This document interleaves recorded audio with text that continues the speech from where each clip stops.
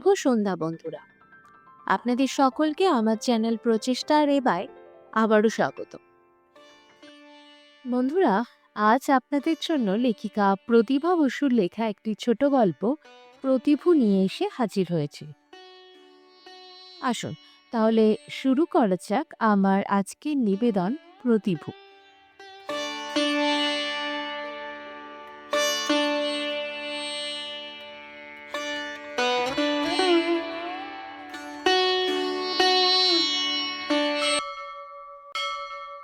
একদিন সন্ধেবেলা এক ভদ্রমহিলা বেড়াতে এলেন আমাদের বাড়ি। মাথার চুল এত সাদা হয়ে গেছে যে প্রথমটাই চিনতে পারিনি। একটু পরেই, ও আপনি, বলে তাড়াতাড়ি আদর যত্ন করে বসালাম। কক্ষান্তরে গিয়ে চায়ের জল চাপাতে বলে মিষ্টি আনতে দিলাম। মহিলাটি বললেন, প্রায় 10 বছর বাদে না? আমি বললাম, তা তো হবেই। তোমার চেহারা তো ঠিক আগের মতোই আছে। হেসে বললাম, আপনার চুল ছাড়া আপনিও প্রায় তেমনই আছেন। ঠিক তেমন? পাড় ছাড়া কাপড়ে অবশ্য এই প্রথম দেখছি। বড় ছেলের বিয়ে দিয়েই এটা ধরলাম। তারপরে বুলির বিয়ে হলো, রঞ্জনের বিয়ে হলো। সবাই কলকাতায় আছে তো? কেউ না, আমি নিতান্তই নিঃসঙ্গ। দীর্ঘশ্বাস ছাড়লেন। ছোট্ট একটা বাড়ি করেছি নিউ আলিপুরে, একা থাকি। ওরা কি কোথায় আছেন? বড়টি পুনায়, ছোটটি জলপাইগুড়ি, মেয়ে দিল্লিতে। সবাই দেখছি খুব দূরে দূরে। যান না মাঝে মাঝে? যাই, কিন্তু থাকি না। ঘুরে ঘুরে থাকলে পারেন, তাহলে এত একা একা লাগে না? একটু হাসলেন। যাদের নতুন জীবন, নতুন সংসার, পুরনো মানুষ সবসময়ই সেখানে অবান্তর। এক গ্লাস জল দেবে? নিশ্চয়ই। জল এনে দিলাম।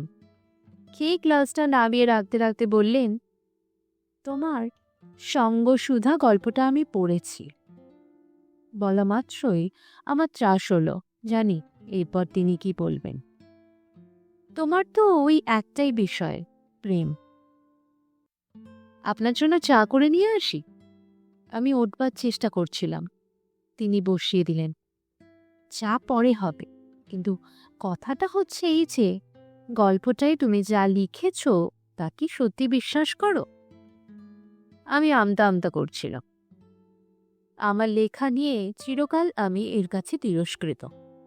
অনেকবার অনেক গল্প বা উপন্যাস পড়ে উত্তেজিত হয়ে তিনি ছুটে এসেছেন, মুখ লাল করে বলেছেন, হাজার হোক, তুমি তো একজন মেয়ে। তোমার হাত দিয়ে কি করে এইসব অসঙ্গত অন্যায় ভালোবাসার গল্প বেরিয়ে আসে? ছি, এ রীতিমতো সমাজ বিরোধী কাজ।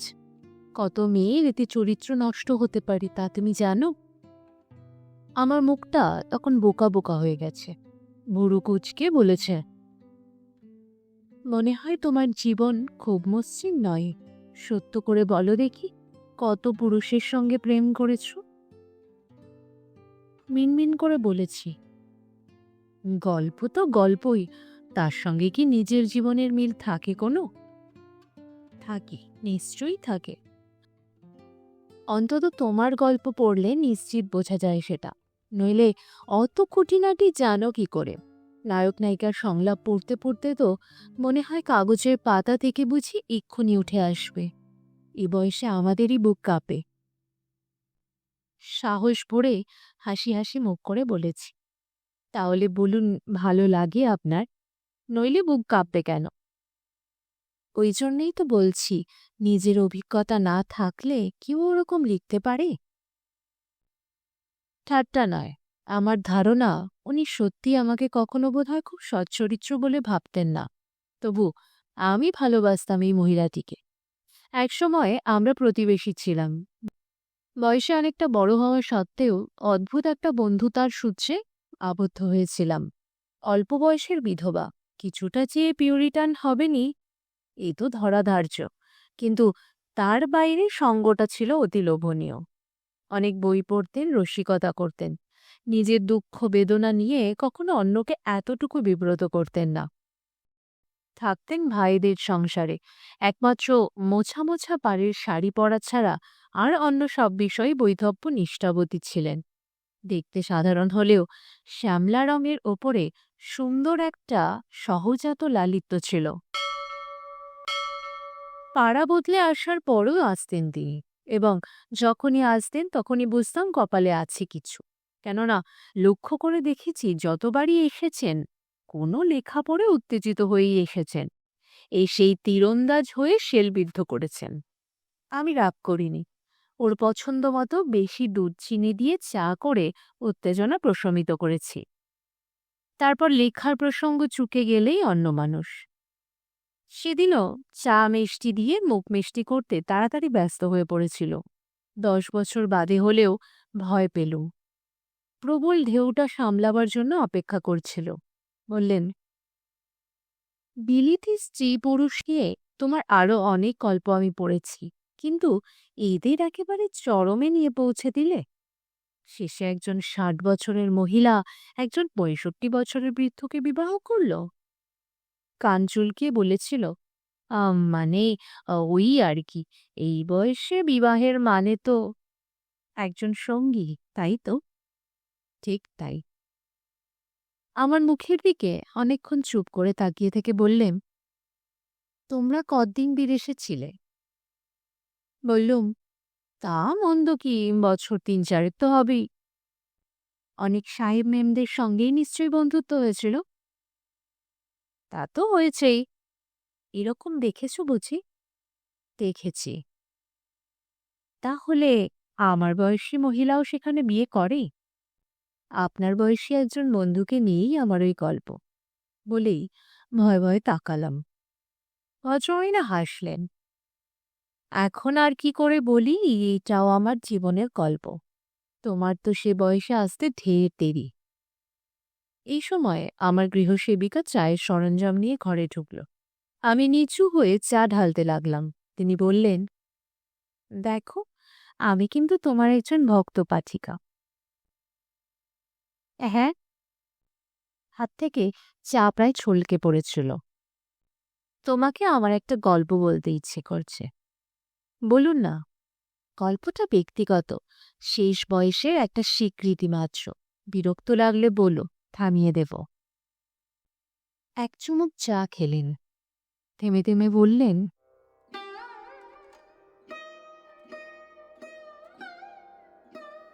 জানো তো সারাটা জীবন কিভাবে কাটালাম। স্বামী যখন মারা যান আমার বয়স মাত্র 23। তার মধ্যেই 3 সন্তানের জননী। ম্যাট্রিক পাশ করে বিয়ে হয়েছিল। তারপর তো সব শিখেই উঠেছে। স্বামী টাকা করি কিছুই রেখে যেতে পারেননি।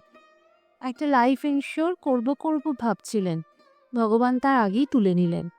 কাজেই শ্বশুর ভাসুর তৎক্ষণাৎ অলক্ষ্মী বলে বাপের বাড়ি ঠেলে দিলেন। আমিও বাপহীন বাপের বাড়িতে গিয়ে 2 দাদার গলগ্রহ হয়ে বসলাম। বলাই বাহুল্য, কেউ আমাকে আদর করে জায়গা দেয়নি। নিতান্ত ধাক্কা দিয়ে ফেলে দিতে পারেনি বলেই থাকতে দিয়েছে। খাওয়া বিষয়েও ঠিক তাই। আমার আর কি, আমি তো একটা বিধবা মানুষ। মায়ের ভাতের সঙ্গে 2টি ভাত আর কিছু সেদ্ধ, তার উপরে উপোস কাপাস তো লেগেই আছে। কিন্তু মুশকিল হলো বাচ্চাদের নিয়ে। তারা তো আর আমার মতো খিদে হজম করে থাকতে পারত না, কাঁদত।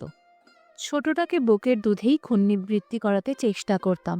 বোটা টেনে ছিঁড়ে ফেলেও এতটা খাদ্য সে পেত না যাতে তার ওই ছোট্ট পেটটুকুও ভরানো যায়।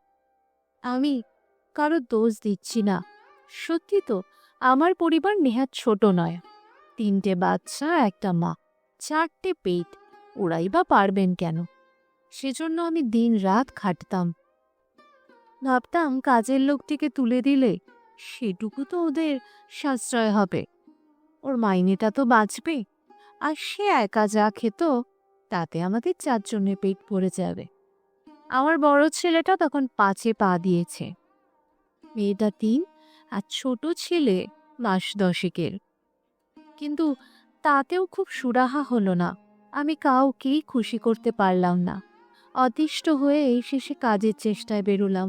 আমার মতো একজন যুবতী মেয়ের বেরুনো নিয়েও আপত্তি উঠেছিল। সেটা আমি মানিনি, কেননা মানবার কোনো উপায়ই ছিল না। স্কুলেই করতাম। আমাদের সময়ে ভদ্র মেয়েদের ওই একটা পেশাই মাত্র ছিল। আমি সেখানে একটা আয়ার কাজের জন্যও চেষ্টা করেছিলাম, হয়নি। একদিন দৈবাৎ একজন লাইফ ইন্স্যুরেন্সের ভদ্রলোকের সঙ্গে দেখা হয়ে গেল। ওই ভদ্রলোকই আমার স্বামীকে ইনশিওর করতে উদ্বুদ্ধ করেছিলেন।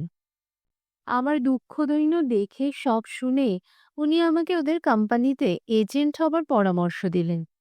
সেই এজেন্সি নিয়ে পরিচিত, অর্ধপরিচিত, অপরিচিত, আত্মীয়, কুটুম্ব, বন্ধু-বান্ধব কোনো দরজাতেই ধরনা দিতে বাকি রাখিনি। সে যে কি কষ্ট, কি অপমান! আমি কেমন করে বোঝাবো? শেষে আমাকে দেখলে লোক আঁতকে উঠেছে।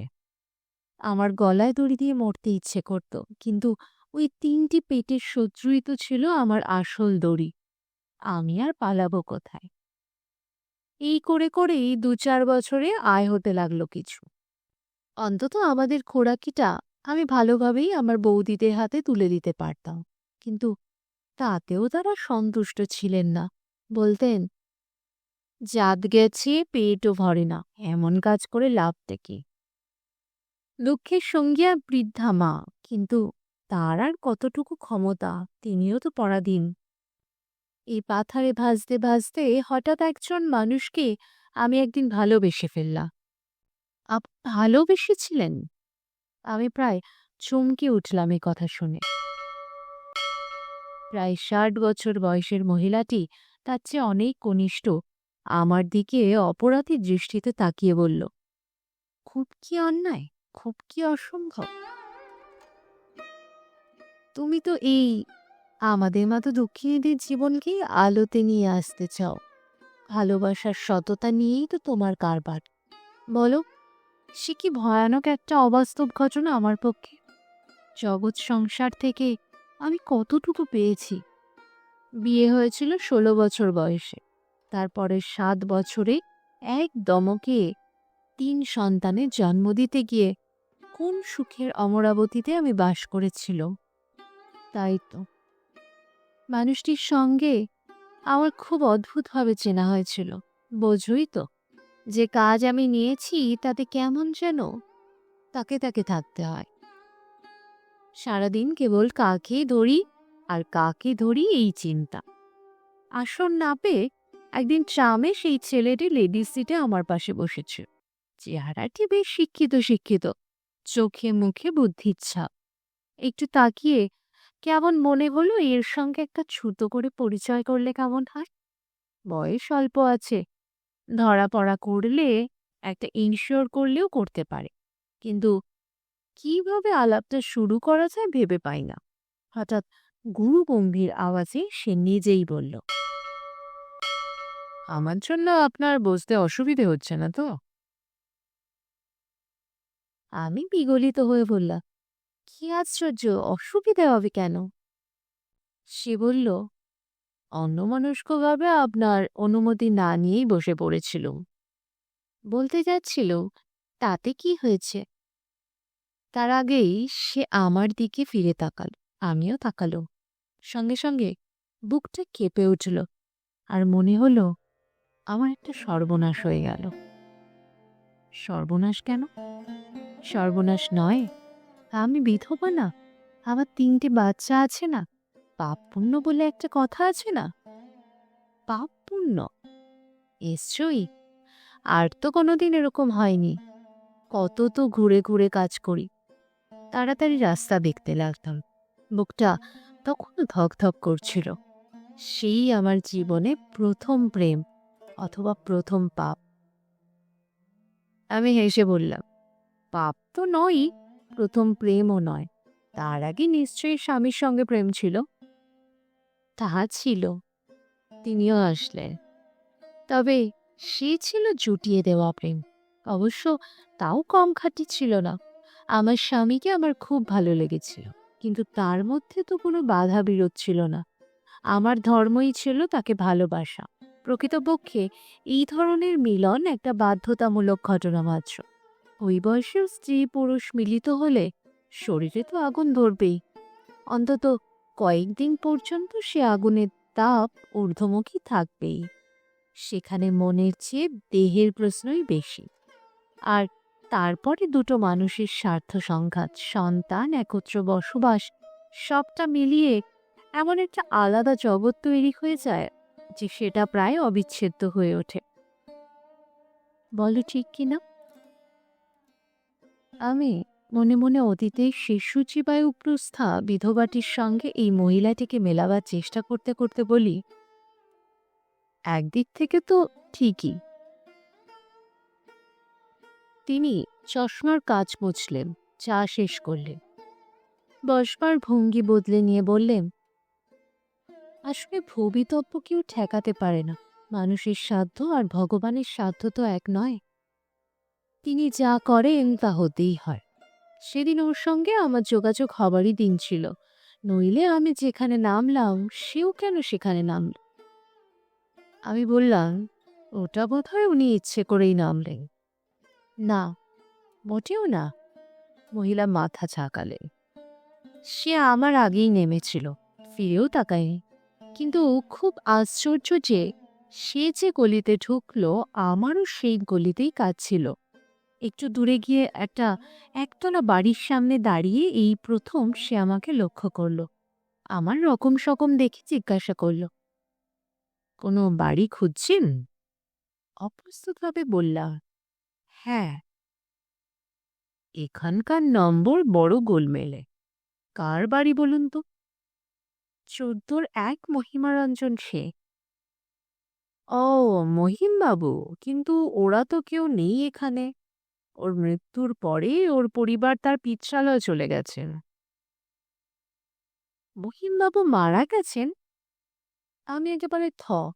দিন কয়েক আগে এই নাম ঠিকানা আমার এক আত্মীয় আমাকে দিয়েছিলেন। বলেছিলেন মস্ত চাকরি করেন, নিজের দুঃখ দুর্দশার কথা বলে যদি তেমন ধরে পড়তে পারো বেশ মোটা রকম ইনশিওর করবেন। দেখো, ছোট ছেলেটার অসুখ ছিল, আসতে পারিনি, এর মধ্যেই মরে গেল লোকটা। আমি একেবারে শোকের পাথারে ভেসে গেলাম। ছেলেটি বলল, আপনার আত্মীয় ছিলেন?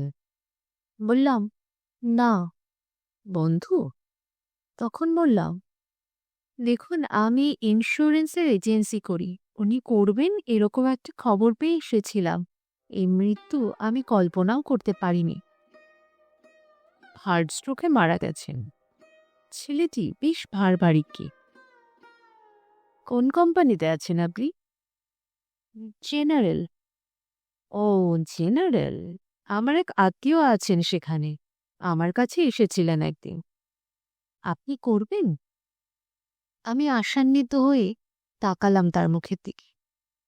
আবার সেই অন্তর্ভেদী দৃষ্টি। আবার আমি চোখ সরিয়ে নিলাম। আবার বুকটা কাঁপল। ছেলেটি তার স্বভাবসুলভ গম্ভীর ভঙ্গিতে জোর দিয়ে বলল, করব। আমি ঠোঁ গিলে ফেললাম। তাহলে কি আমি একদিন আসব? আপনার ঠিকানাটা? এই তো আমার বাড়ি, আপনি ইচ্ছে করলে এখনো আসতে পারেন। দেখলাম তার বাড়ির সামনেই দাঁড়িয়ে কথা বলছিলাম আমরা। চট করে একজন অপরিচিত পুরুষের সঙ্গে অপরিচিত ঘরে ঢুকতে প্রথমে আমার দ্বিধা হয়েছিল। অল্প বয়সের বিধবা, কত পুরুষের কত জঘন্য লোভের হাত থেকে রক্ষা পেতে পেতে এই বয়সে এসে পৌঁছেছি। কাজেই ভয়টা অমূলক ছিল না। সে কড়া নাড়ল না, তালা খুলল, সহজভাবে বলল, আসুন। আমি সম্মোহিতভাবে তাকে অনুসরণ করলাম।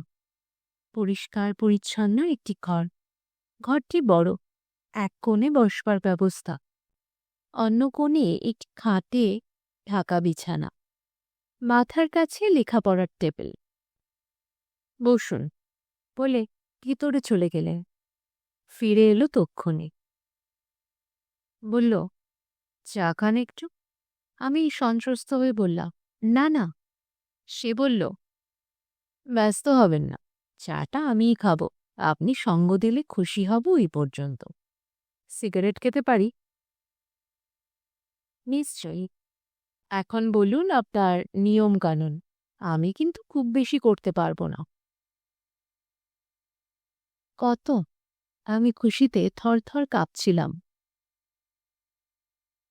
ধরুন 1000 15 পর্যন্তও হতে পারে। আমি চুনোপুটি। সারাদিন ঘুরে ঘুরে সাধ্য সাধনা করে একটা লোককে 5000-এ বাগাতেই নাকের জলে চোখের জলে হয়ে যায়। আর এই লোকটা এক ডাকে 15 হতে পারে বলে দিল। থতমত খেয়ে গিয়েছিলাম। তারপরেই সামলে নিয়ে নিস্পৃহ মুখে দালালির মুখস্থ বিদ্যাটা ছেড়ে দিলাম। চুপ করে শুনে নিয়ে বলল, কবে আসবেন বলুন, আমি প্রস্তুত থাকব। বিগলিত গলায় বললাম, কাল আসব। কখন? যখন বাড়ি থাকবে। তবে এই সময়েই আসুন। গেলাম। শুধু সেদিনই নয়, সমস্ত কাজটা নিষ্পত্তি করতে বেশ কয়েকদিনই আসা যাওয়া করতে হলো। আর সেই আসা যাওয়াই কাল হলো আমার। কখন যেন বুঝে ফেললাম আর উপায় নেই দেখা না করে। আমি বিধবা।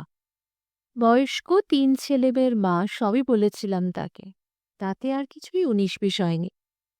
আর সত্যি বলতে আমি তো দেখতেও ভালো না, এ কথাও বলেছিলাম। শুনে তাকিয়ে থেকে নিঃশব্দে অনেকক্ষণ হাসল।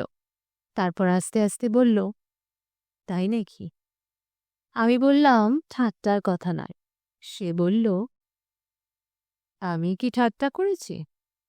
আমি শুধু বলেছিলাম যে আমার যা পাওয়ার আমি পেয়েছি, এখন তোমার বিবেচনা। বিবেচনা মানে কি জানো? বিবাহ। আসলে সেই সময় বড় অশান্তিতে ছিলাম। বাড়িতে সব সময় ঝগড়াঝাটি চলছিল।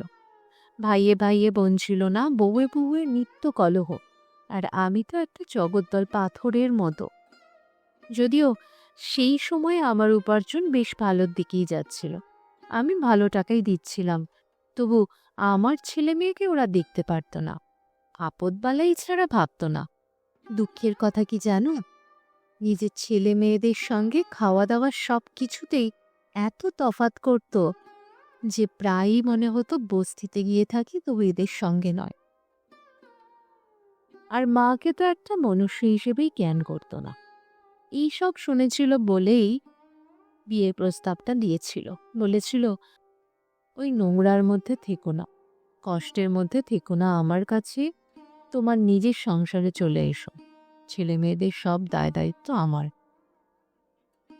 বলো তো প্রতিজ্ঞা করতে পারি যে তাদের নিয়ে কখনোই তোমার কাছে আমি কোনো বেদনার কারণ হব না, বরং বিনা চিন্তায় বিনা খরচে 3টে বড় সন্তানের পিতা হব আমি। ভাবতেই আমার ভালো লাগছে। আমি ছেলেপুলে ভালোবাসি। ততদিনে আমাদের বয়স আরো 2 বছর এগিয়ে এসেছে। আমি বললাম, কেন তুমি এতদিন বিয়ে করনি? তবে তো এই বিপদ তোমার হতো না। সিগারেটে ধোঁয়ায় রিং তুলতে তুলতে বলল, যখন দেখা হয়েছিল 33 পূর্ণ করেছিলাম, খুব কি বেশি দেরি করেছি? তাছাড়া যাকে চাই তাকে পাবো, তবে তো বিয়ে। আমি কেঁদে ফেললাম। শেষে কি তোমার এই পাওয়া? মাথায় হাত রেখে বলল, পরিপূর্ণ পাওয়া।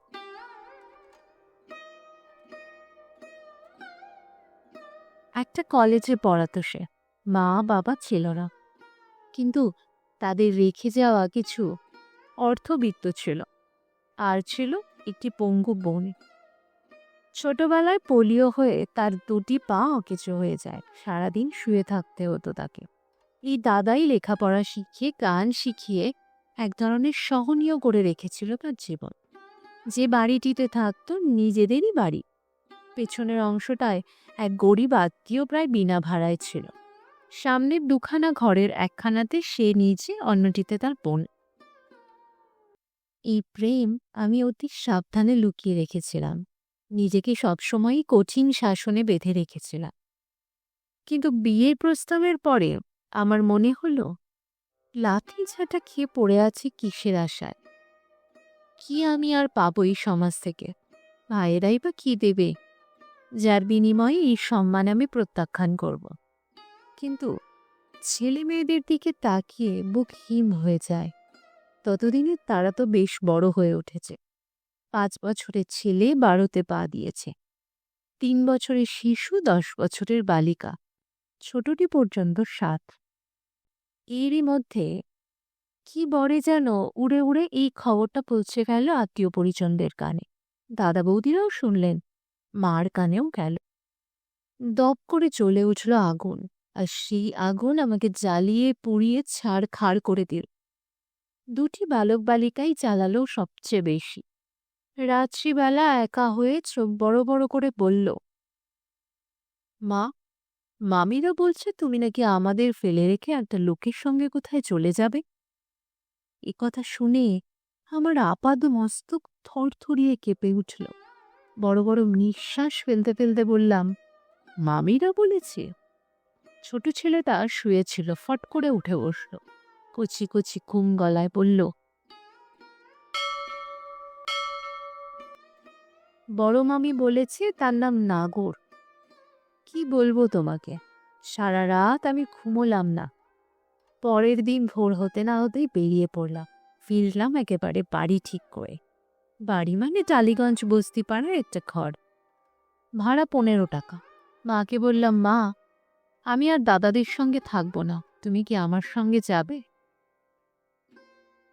মা কি খুঁজছিলেন? ভুরু কুচকে বললেন, কেন? এখানে থাকলে বুঝি ইচ্ছে মতো জীবনযাপন করা যায় না? মার কাছে এই জবাব আমি আশা করিনি। চুপ করে থেকে বললাম, এখানে যে কি সুখে আছি তা তো তুমি জানো, কিন্তু নিজের জীবন যেভাবেই কাটুক, যাদের জন্য উদয়াস্ত রোজগারের ধান্দায় আমার জিভ পেরিয়ে যাচ্ছে, যাদের মানুষ করে তোলবার আশায় আমি নিজেকে বিকিয়ে দিয়েছি, তাদের জন্য সরে যাওয়া দরকার। এবার মা যা খুঁজছিলেন তা পেয়েছেন, একটা পঞ্জিকা। বৃদ্ধ চোখে মনোযোগ সহকারে সেই পঞ্জিকার পৃষ্ঠায় একাদশীর তারিখটা দেখতে দেখতে নিষ্ঠুর হয়ে বললে, তাদের জন্য ঘোরো, না কিসের জন্য ঘোরো কে জানে।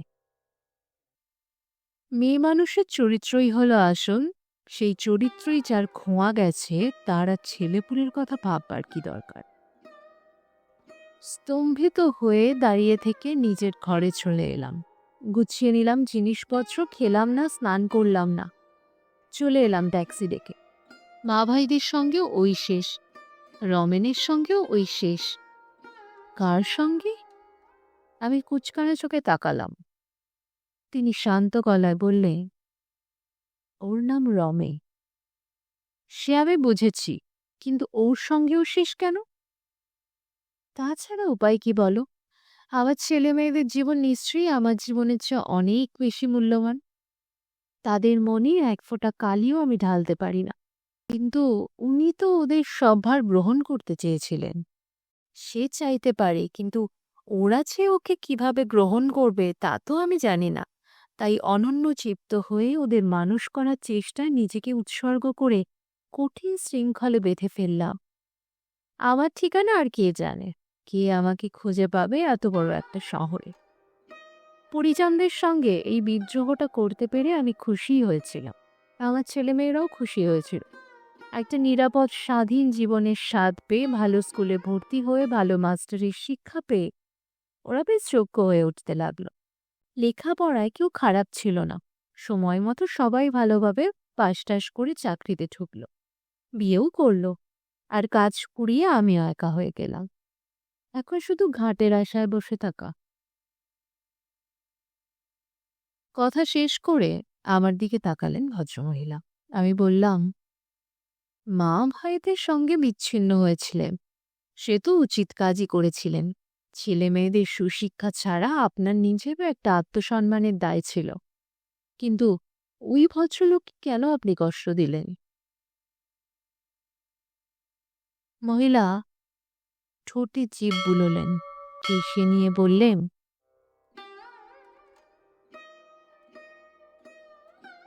তাকে কতটা কষ্ট দিয়েছিলাম তা তো জানি না। নিজের হৃৎপিণ্ড উপড়ে ফেলতে আমার যে খুব লেগেছিল তাতে কোনো সন্দেহ নেই। ওই তো একজন মাত্রই ছিল, যার কাছে আমি চোর জোচ্চোরের মতো ছাপ মারা বিধবা নামের একটা দাগি আসামি ছিলাম না। দীর্ঘশ্বাস ফেললেন। সে সব কিছুকে উড়িয়ে দিয়ে বলতো, যারা তোমাকে তোমার চরিত্র নিয়ে নির্যাতন করে তাদের তুমি বুঝিয়ে দিও চরিত্রের অর্থ কেবলমাত্র ওই একটি কিছুতেই সীমাবদ্ধ নয়, এবং ভালোবাসা জিনিসটা কোনো অর্থেই পাপাচরণ হতে পারে না। তুমি তো কাউকে ঠকাচ্ছ না, বঞ্চিত করছো না। এর মধ্যে হিংসা, স্বার্থপরতা, কুৎসিতা কিছুই নেই। শুধু নিজের দুঃখময় জীবনে একটা ছেদ টানার চেষ্টা। অপমান আত্মসম্মানের হাত থেকে নিস্তার পাওয়া। তোমার স্বামী মারা গেছেন, সেটা তো তোমার অপরাধ নয়। তোমাকে থান পরিয়ে মাথা মুড়িয়ে খেতে না দিয়ে কি লাভ হবে? উনি কি বেঁচে উঠবেন তাতে? নাকি তুমি তাকে খুন করেছ যে এই শাস্তি বিধান? তাছাড়া যারা তোমাকে একটা বোঝা ছাড়া আর কিছু ভাবেন না, তাদের ওপর নিজেকে চাপিয়েই বা রেখেছ কেন? আলাদা হয়ে যাও না। বাচ্চাদের শিক্ষার দায়িত্বও তো একটা আছে তোমার। তারা কি শিক্ষা পাচ্ছে সেখানে? কি অন্ধকারে বড় হচ্ছে ভেবেছ কখনো? একটু যুক্তিবুদ্ধির দাস হও, নিজেকে মানুষ বলে ভাবতে শেখো। মেয়েদের জলের তলায় ঠেসে ধরাই যে সমাজের একমাত্র কর্তব্য, তার সঙ্গে লড়াই করতে শেখো। আমি তো আছি, ভয় কি তোমার? তবু ভয়। জন্মেছিলাম একটা গোঁড়া পরিবারে। আমার মেরুদণ্ড ছিল না। এত কথা শুনেও আমি অবিশ্রান্ত আমার অপরাধ বোধে এমন সচেতন হয়ে থাকতাম যে শেষ পর্যন্ত কেমন শুচিবায়ুগ্রস্ত হয়ে উঠলাম। আজ আমি সত্য বলছি, তোমার লেখা পড়ে আমার ভিতরকার আসল সত্তাটা এমনভাবে জাগ্রত হয়ে উঠতে চাইতো যে আমার ক্রোধের সীমা থাকতো না। রমেনের সঙ্গে অনেক সময়ই আমার যে ধরনের কথাবার্তা হতো, সেই সব কথা যেন তুমি ব্লটিং পেপারের মতো শুষে নিয়ে তুলে ধরতে। আমি থাকতে পারতাম না। তোমাকে ভালোবাসি বলেই ছুটে এসে ওরকমভাবে বকে যেতাম। কিন্তু এটাও খুব সত্য কথা যে সেই লেখা পড়ার জন্য আবার আমি উন্মুখ আগ্রহে অপেক্ষা করতাম। কিন্তু যাদের জন্য নিজের জীবনের সব কিছু অপচয় করে চুল পাকালাম, আজ সেই সন্তানরা আমার কোথায়? আমার কথা তারা কতটুকু ভাবে? প্রয়োজন ফুরোনো মাত্রই জীর্ণ বস্ত্রের মতো মাকে ত্যাগ করে কেমন যার যার সংসার নিয়ে সে এসে উধাও। আমার কি মনে হয় জানো, ওই যে ছেলেবেলায় তার মামিরা আমার বিরুদ্ধে তাদের মনে এক অবিশ্বাসের বীজ বুনে দিয়েছিল, সেই কণ্টক প্রত্যক্ষে না হোক পরোক্ষ বিধিই ছিল শেষ পর্যন্ত। নইলে মানুষ হওয়া মাত্রই এমন পাখির মতো উড়ে গেল কেন? তারা তো দেখেছে কিভাবে আমি তাদের খাইয়েছি, পরিয়েছি, সুখে রাখার চেষ্টায় আপ্রাণ হয়েছি। কিন্তু কিছু তো পিছুটান থাকা স্বাভাবিক ছিল। নাকি এই জগৎ সংসারের নিয়ম, এভাবেই চলতে থাকে চাকা? হয়তো তাই। কিন্তু আমি তাদের মুখের দিকে তাকিয়ে তাকিয়ে আমার জন্য অনেক বিশ্রাম খুঁজেছিল, পাইনি। সারা জীবন কাজ করেছি, খেটে খুঁটে অনেক উঁচুতেই উঠেছিলাম শেষ পর্যন্ত। তাহলে আমি তো কিছু ভোগ করিনি। সেই তো একবেলা কোনো রকমের সেদ্ধ পোড়া দিয়ে দুটি আতপ চালের তণ্ডুল ভক্ষণ, আর 12 মাসে 13 পার্বণে 33 রকমের উপোস। এই তো জীবন। শেষ বয়সে সব খুইয়ে আবার একটা বাড়িও করে বসলাম, সেও তো ওদের কথা ভেবে। এখন জখ হয়ে নিজেই আগলে বসে আছি। উঠে দাঁড়ালেন, সজল চোখে হেসে বললেন,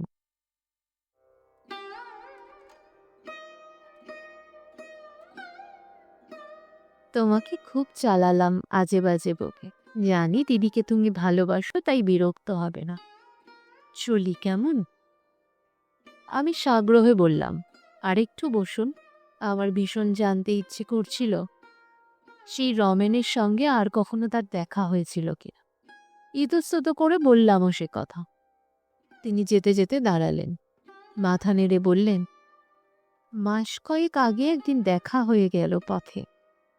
33 বছরের যুবক এখন 63 বছর পূর্ণ করেছে, কিন্তু চোখ মুখ তেমনই সতেজ, তেমনই সুন্দর, স্বভাবও তেমনই বেপরোয়া। তাকিয়েই বলল, লতিকা না? আমিও অবশ্য পলক মাত্রেই চিনতে পেরেছিলাম। বলবার মতো লোক তো সে ছিল না। তারপর তারপর আর কি, গতানুগতিক কুশল প্রশ্নের বিনিময়। শুনলাম আমাকে অনেক খুঁজেছিল, আমার ভ্রাতাদের কাছে গিয়ে ঘাড় ধাক্কা টাক্কাও খেয়েছে। তারপর উত্তরবঙ্গে না কোথায় একটা চাকরি জোগাড় করে চলে যায়। শেষে অনেক ঘাটে জল খেয়ে বৃদ্ধ বয়সে আবার ফিরে এসেছে। কপালে আর বিয়ে করা ঘটেনি, বোনটি মারা গেছে বছর 2 আগে। এখন আমার মতোই সীমাহীন সঙ্গীহীন অন্ধকার অবসর। তারপর তারপর আমার মাথার চুল নেড়ে দিয়ে হাসলেন। তারপর আমার কথাটি ফুরলো, নোটে গাছটি মোড়ল। সোনামণি, তোমার সঙ্গসুধা গল্প গল্পেই ঘটে, জীবনে নয়। 60 বছরের মহিলা কখনোই আর 65 বছরের মানুষটিকে বিয়ে করে সুখের ঘর বাঁধতে পারে না। সন্তান পরিত্যক্ত হয়ে একা ঘরে শক্ত হয়ে মরে পড়ে থাকলেও না। জানো না, মেয়েরা ঘাস মাটি, পদদলিত হয়ে বেঁচে থাকাই তাদের ধর্ম।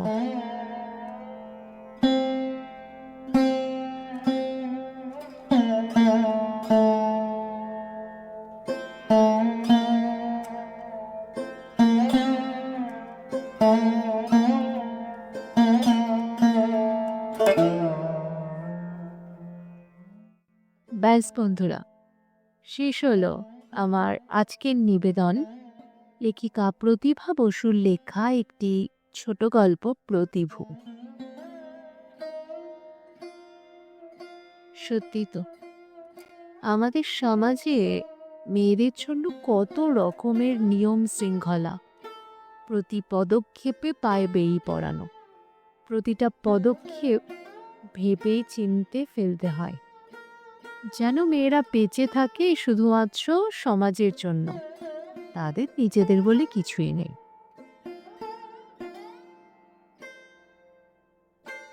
ব্যাস বন্ধুরা, শেষ হলো আমার আজকের নিবেদন। বন্ধুরা, আমার উপস্থাপনা আপনাদের কেমন লাগছে সেটি অবশ্যই আমাকে কমেন্ট বক্সে কমেন্ট করে জানান। আর ভালো লাগলে অবশ্যই একটা লাইক, কমেন্ট, শেয়ার এবং সাবস্ক্রাইব করে দেবেন। আপনাদের একটা ছোট্ট লাইক, শেয়ার এবং সাবস্ক্রিপশন আমার এগিয়ে যাওয়ার মূল পাথেয়। দেখা হবে পরবর্তী দিনে একটি নতুন গল্প নিয়ে। আপনারা সবাই ভালো থাকুন, সুস্থ থাকুন এবং অবশ্যই সাথে রাখুন আমার চ্যানেল প্রচেষ্টায় রেবাকে।